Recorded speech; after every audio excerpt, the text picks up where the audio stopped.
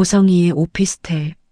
좁고 허름한 단기 임대 오피스텔에서 쫓겨난 고성이가 핸드폰 화면을 들여다보며 회심의 미소를 짓고 있습니다. 화면 속에는 그녀가 출연한 유튜브 영상의 조회수가 실시간으로 치솟고 있습니다. 조회수 100만 돌파? 역시 대중은 감성에 약하다니까. 고성이는 댓글창을 내리며 만족스러운 듯 고개를 끄덕입니다. 재벌 회장이 조강지처를 빈몸으로 내쫓다니 너무하네. 딸을 가난 때문에 보냈다는데 얼마나 가슴 아팠을까, 유유. 그래, 이거야. 여론이 내 편이면 박진석도 꼼짝 못해. 합의금 두둑이 챙겨서 이 구질구질한 곳부터 떠야지. 고성이는 승리감에 도취되어 와인 잔을 기울였습니다. 하지만 그녀는 몰랐습니다. 그 승리가 자신의 과거가 담긴 시한폭탄 위에 지어졌다는 것을. 그 시각 영나의 웹툰 작업실. 영나와 지환이 나란히 모니터를 보고 있습니다. 영나가 그동안 연재해오던 웹툰 두 얼굴의 엄마의 최신 화가 막 업로드된 참입니다. 영나는 고성이가 유튜브에 나간 사실을 전혀 모르고 있습니다. 지환이 기지개를 켜며 말했습니다. 영나야, 이번 화 반응 좀 어떨까? 어머니 이야기를 너무 솔직하게 그려서 걱정되기도 하고. 영나는 덤덤하게 태블릿 펜을 정리했습니다. 괜찮아. 누군가를 저격하려는 게 아니라 그냥 내 트라우마를 기록하는 거니까. 엄마가 밖에서 무슨 거짓말을 하든 적어도 내 웹툰에서만큼은 진실하고 싶어. 그때 조용하던 영나의 핸드폰 알림이 미친 듯이 울리기 시작했습니다. 평소와 다르게 댓글창이 폭발적으로 늘어나고 있었습니다. 갑자기 댓글이 왜 이렇게 많이 달려? 지환이 놀라 모니터를 확인했습니다. 영나의 눈도 휘둥그레졌습니다. 헐, 대박. 방금 유튜브 인기 급상승 영상 본 사람? 그 재벌 사모님 얘기랑 완전 똑같은데? 유튜브에선 딸 버리고 울던데 여기선 간 내놓으라고 협박하네. 소름 돋아. 작가님, 혹시 그 유튜버랑 아는 사이세요? 타이밍이 너무 절묘한데? 유튜브? 엄마가 유튜브에 나왔어? 영나는 당황하며 네티즌들이 링크를 걸어둔 영상을 클릭했습니다. 영상 속에서 가증스러운 눈물을 흘리며 피해자 코스프레를 하는 고성이의 모습이 보였습니다. 세상에, 엄마가. 영나는 입을 다물지 못했습니다. 자신이 그린 진실의 웹툰이 엄마의 거짓 유튜브와 정면으로 충돌하며 거대한 폭풍을 만들어내고 있었습니다. 의도하지 않은, 그러나 피할 수 없는 심판의 시작이었습니다. 그날 저녁 고성이의 오피스텔. 해가 지고 고성이는 기분 좋게 콧노래를 부르며 다시 핸드폰을 켰습니다. 어디 후원금 좀 들어왔나 볼까? 하지만 화면을 켠 고성이의 표정이 순식간에 일그러졌습니다. 칭찬 일색이던 댓글 창이 온통 비난과 조롱으로 도배되어 있었습니다. 와, 소름. 웹툰 보고 왔다. 딸간 빼먹으려고 10억 줬다 뺏은 거 실화냐? 이 아줌마 완전 연기 대상감이네. 가난? 명품백 숨긴 거 웹툰에 다 나옴. 박진석 회장이 쫓아낸 이유가 있었네. 사기꾼 아줌마, 해명해보세요. 이게 다 무슨 소리야? 웹툰? 간? 고성이의 손이 부들부들 떨렸습니다. 그녀는 서둘러 검색창에 댓글들이 언급한 웹툰, 두 얼굴의 엄마를 검색했습니다. 화면에 뜬 웹툰 컷. 그 속에는 자신의 표정, 말투, 심지어 입고 있는 옷 브랜드까지 똑같은 캐릭터가 사악하게 웃으며 딸을 협박하고 있었습니다. 이 웹툰은 고성이가 쫓겨나기 훨씬 전부터 연재되고 있었기에 사람들은 더욱 빼박 증거라고 믿고 있었습니다. 으악!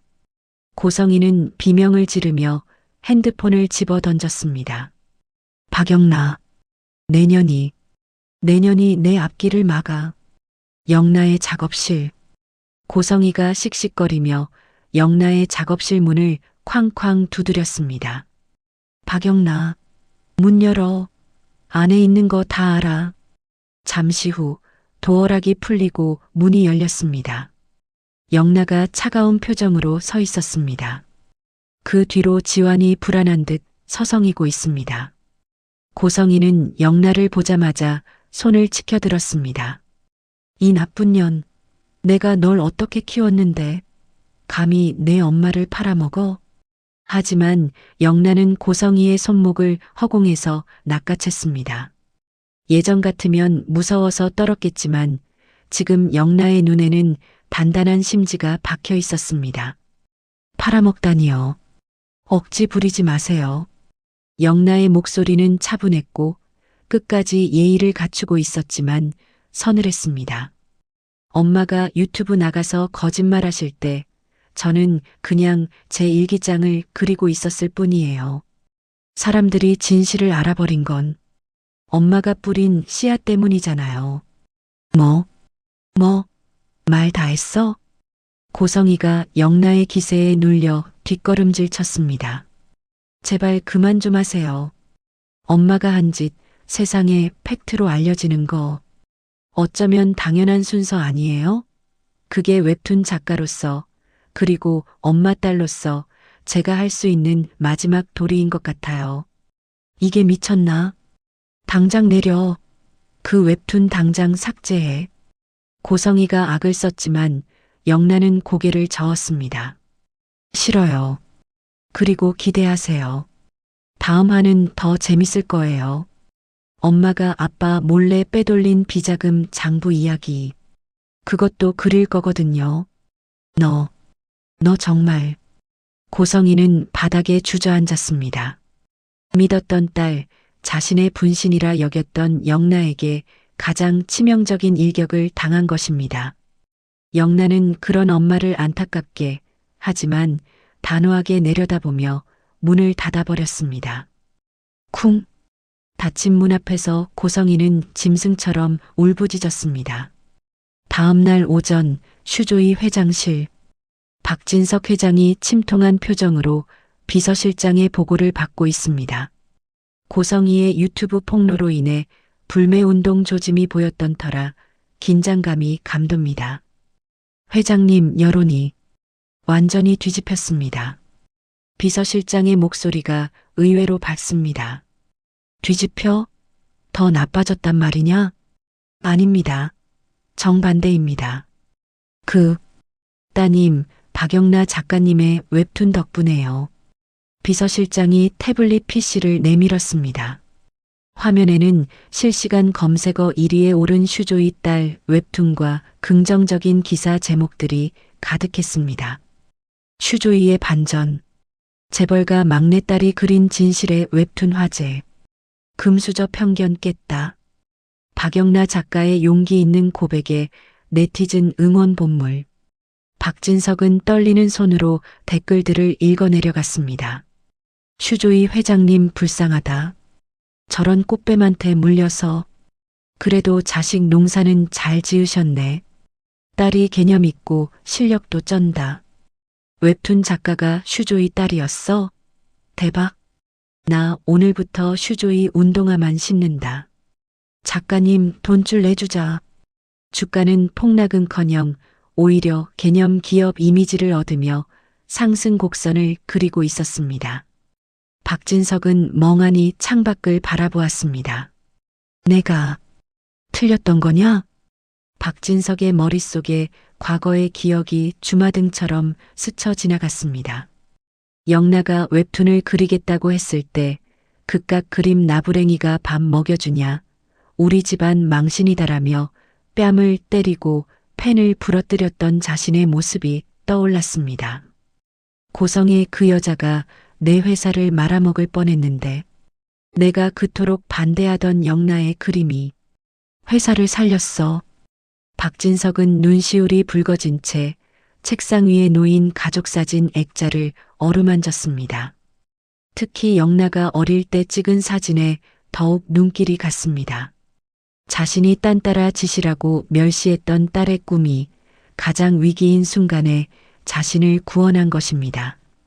그것은 뼈아픈 후회이자 늦었지만 진정한 인정의 순간이었습니다. 그날 밤 AP 기업 사무실, 모두가 퇴근한 고요한 사무실, 지역은 책상에 앉아 멍하니 뉴스 화면을 보고 있습니다. 영나의 웹툰으로 인해 슈조이의 여론이 반전되었다는 소식이 흘러나옵니다. 다행이네. 성재 녀석 한시름 났겠어. 영나가 큰일 했구나. 지역은 안도하면서도 씁쓸한 표정으로 약병을 만지작거렸습니다. 친구의 집안은 안정을 찾아가는데 자신의 시간은 얼마 남지 않았다는 사실이 뼈아프게 다가옵니다. 그때 문이 벌컥 열리며 은호가 들어왔습니다. 양손에 커다란 짐 가방을 든 채였습니다. 지은호, 퇴근 안 했어? 그 짐은 또 뭐고? 지역이 놀라 일어나자 은호는 짐 가방을 소파 위에 툭 던져놓고 지역을 똑바로 응시했습니다. 나 오늘부터 야근할 거예요. 아니, 숙직이라고 해야 하나? 뭐, 그게 무슨 소리야? 은호는 지역에게 한 걸음 다가갔습니다. 선배 집으로 쳐들어가는 건 부모님 계셔서 안 되겠고, 대신 여기서 살려고요. 나 오늘부터 선배 그림자 할 거예요. 은호야, 억지 부리지 말고. 억지 아니에요. 나 이제 선배 혼자 안 둬요. 출근할 때 데리러 가고, 퇴근할 때 데려다 주고, 밥 먹을 때, 약 먹을 때, 심지어 화장실 갈 때 빼고는 24시간 옆에 붙어 있을 거예요. 은호의 눈에 눈물이 그렁그렁 맺혔지만 목소리만큼은 단단했습니다. 과로라서 쓰러질까봐 걱정된다면서요. 그러니까 내가 비서 노릇 제대로 하겠다고요. 밀어내지 마요. 나 지금 목숨 걸고 선배 지키러 온 거니까. 지역은 더 이상 은호를 밀어낼 말을 찾지 못했습니다. 자신을 살리기 위해 자존심도 편안함도 다 버리고 달려온 여자의 사랑 앞에 지역의 무거운 마음도 결국 무너져 내렸습니다. 지역은 천천히 다가가 은호를 와락 끌어안았습니다. 미안하다. 그리고 고맙다. 은호야.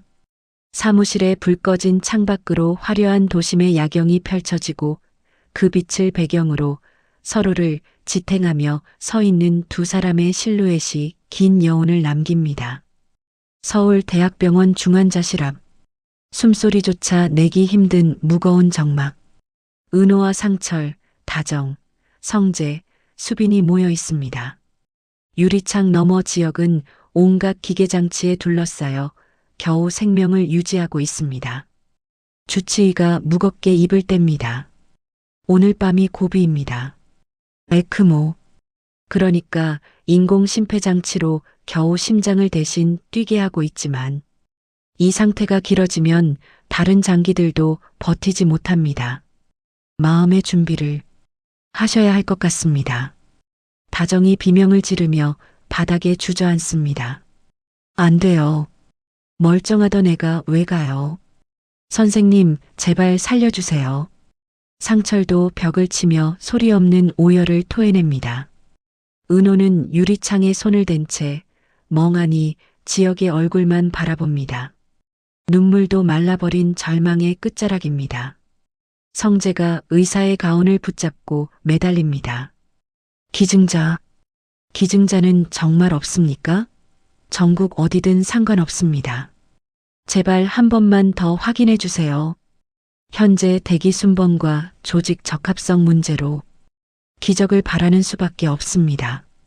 한편 병원 내사 판정 대기실. 정보아가 벤치에 앉아 있습니다. 그녀의 표정은 슬프지만 이미 모든 것을 예감하고 받아들인 듯 담담하고 초월적입니다. 코디네이터가 조심스럽게 다가와 서류를 건넵니다. 보호자님, 2차 뇌사 조사까지 모두 마쳤습니다. 최종 뇌사 판정이 내려졌습니다. 서재웅님께서 생전에 기증희망 등록을 해두셨지만 실제 적출 수술을 진행하려면 보호자분의 최종 동의와 연명치료 중단 결정이 필요합니다. 보아는 흔들림 없는 눈빛으로 서류를 바라봅니다. 알고 있어요. 그 사람 평생을 남을 위해 살았으니까요. 마지막 가는 길도 나누고 싶어 했어요. 그 뜻 지켜줘야죠. 보아는 망설임 없이 펜을 들었습니다. 남편을 보내는 슬픔보다 남편의 마지막 소원을 완성해 준다는 숭고함이 더 커 보입니다. 그날 밤 병원 복도 끝 휴게실, 서명을 마친 보아가 복도로 나옵니다. 그때 저만 치서 익숙한 뒷모습이 보입니다. 흐느끼며 비틀거리는 은호입니다. 지은호 씨? 은호가 고개를 듭니다. 눈물 젖은 얼굴로 보아를 알아보고는 놀라지만 말을 할 기운조차 없어 보입니다. 정보아 씨? 여긴 웬일이세요? 보아는 씁쓸하게 미소 지으며 중환자실 쪽을 바라봅니다. 남편이 먼저 갔어요. 평소 소원대로 다 주고 가겠다고 해서 방금 배웅하고 오는 길이에요. 은호의 눈시울이 붉어집니다. 아, 정말 훌륭한 분이셨네요. 마음 추스르세요. 그런데 은호 씨는 혹시 지혁 씨가 어디 아픈가요? 은호는 참았던 울음을 터뜨리며 고개를 저었습니다. 선배가 오늘 밤을 못 넘긴대요. 심장 이식이 필요한데 기증자가 없어서 이대로 보내야 할 것 같아요. 순간 보아의 눈이 커졌습니다. 슬픔이나 놀라움보다는 마치 거대한 운명의 수레바퀴를 목격한 듯한 전율이 스쳐 지나갔습니다. 심장이요? 보아의 머릿속에 남편 재욱의 생전 목소리가 스쳐 지나갑니다. 내 심장은 가장 절박하게 삶을 원하고 사랑하는 사람이 있는 사람한테 가면 좋겠어. 그래야 내 심장이 그 사람 안에서 계속 뜨겁게 뛸 테니까. 보아는 직감했습니다. 남편이 주려는 마지막 선물의 주인이 바로 지혁이라는 것을, 과거 자신이 상처 입혔던 남자에게 생명을 줌으로써 빚을 갚게 하려는 하늘과 남편의 뜻이라는 것을. 보아의 입가에 옅은 미소가 번졌습니다. 그것은 안도와 기쁨의 미소였습니다. 은호 씨, 울지 마요. 지혁 씨, 살 수 있을 거예요. 잠시 후 장기이식센터 앞, 보아가 다시 코디네이터실로 들어갔습니다. 아까보다 훨씬 확신에 찬 목소리입니다. 선생님, 제 남편 심장. 지금 바로 적출 수술 진행해 주세요. 최대한 빨리요. 네. 아, 네. 알겠습니다만 갑자기 왜? 기다리는 사람이 있어서요.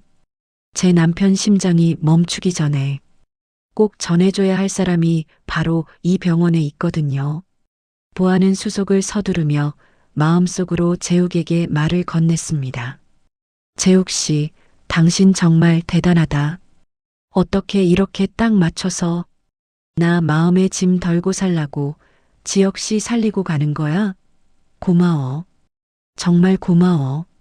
중환자실 앞 복도. 보아가 은호와 성재, 상철 가족들에게 다가옵니다. 성재가 놀라 쳐다보자 보아가 편안한 표정으로 말했습니다. 성재야, 지혁이 수술 준비하래. 기증자 나타났어. 가족들이 믿을 수 없다는 듯 보아를 쳐다봅니다. 보아는 은호의 손을 꼭 잡으며 말했습니다. 내 남편이야. 재욱 씨가 지혁 씨 살려주고 싶대. 과거에 내가 지혁 씨한테 줬던 상처 이렇게라도 갚으라고. 재욱 씨가 기회 주는 것 같아. 상철과 다정은 그 자리에 주저앉아 오열했습니다. 은호는 보아를 와락 끌어안았습니다. 고마워요. 정말 고마워요. 이 은혜 어떻게 갚아요? 보아는 은호의 등을 토닥이며 말했습니다. 은혜는 지혁 씨가 살아서 갚는 거예요. 재욱 씨 심장으로 누구보다 뜨겁게 사랑하고 행복하게 사는 거. 그게 감는 거예요. 수술실 앞 새벽. 두 개의 이동 침대가 나란히 복도를 지나갑니다. 하나에는 뇌사 상태의 서재욱이, 다른 하나에는 사경을 헤매는 이지혁이 누워 있습니다. 수술실 앞에서 침대가 멈춥니다. 보아는 재욱의 이마에 입을 맞추며 마지막 인사를 건넸습니다. 울음기 없는 가장 숭고하고 아름다운 작별이었습니다. 재욱 씨, 잘 가. 당신 심장, 지혁 씨 안에서 계속 뛰는 거야. 그러니까 난 당신 보낸다고 생각 안 해. 사랑해. 영원히. 은호는 지혁의 손을 꼭 잡고 속삭였습니다. 선배, 들려? 세상에서 가장 착하고 따뜻한 심장이 온대. 감사한 마음으로 꼭 받아서 일어나야 해. 알았지? 지혁의 침대가 수술실로 들어가고 재욱의 침대가 그 뒤를 따릅니다. 문이 닫히고 수술 중 램프에 빨간 불이 켜집니다. 복도 벤치에 나란히 앉은 은호와 보아. 두 여자는 서로의 손을 꽉 잡고 간절히 기도합니다. 어둠이 걷히고 창밖으로 붉은 아침 해가 떠오르며 절망이 희망으로 바뀌는 기적의 순간을 비춥니다. 여기까지가 제가 예상한 화려한 날들의 향후 전개인데요. 여러분의 예상 스토리도 댓글로 남겨주세요. 오늘 영상이 재미있으셨다면 좋아요 꾹, 구독과 알림 설정까지 하시면 다음 주 충격 전개도 놓치지 않으실 거예요. 그럼 다음 영상에서 뵙겠습니다. 행복하세요.